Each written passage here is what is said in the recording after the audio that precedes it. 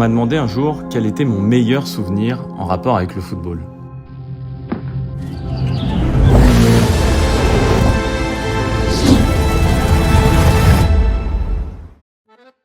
Alors moi je m'appelle Étienne Bonvalet, je suis journaliste sportif en France. Les quelques fois où je commente, il ne faut pas faire semblant, mais c'est toujours dans le but de transmettre des émotions. Il faut trouver les bons mots au bon moment.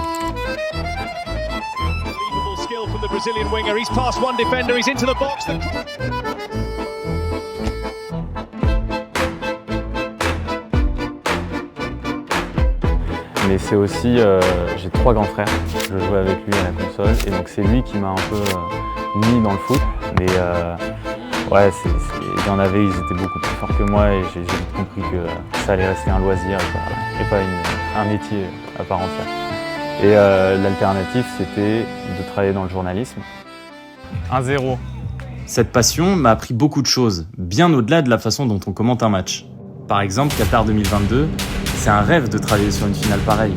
80 000 personnes qui retiennent leur souffle jusqu'au dernier moment. Le scénario était fou. C'était pas juste un match, c'était historique.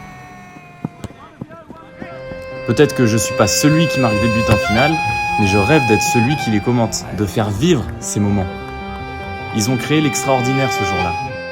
Grâce à notre travail, on a aidé le plus de monde à voir l'extraordinaire. Et c'est un souvenir partagé par le monde entier. C'est ça aussi l'extraordinaire.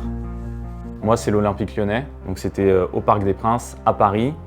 On est dans la tribune presse et faut pas trop sauter de joie non plus parce que y a beaucoup de Parisiens. On te demande souvent d'ailleurs, après ces quelques années en tant que journaliste, est-ce que tu es encore supporter ? C'est quoi ton geste technique ?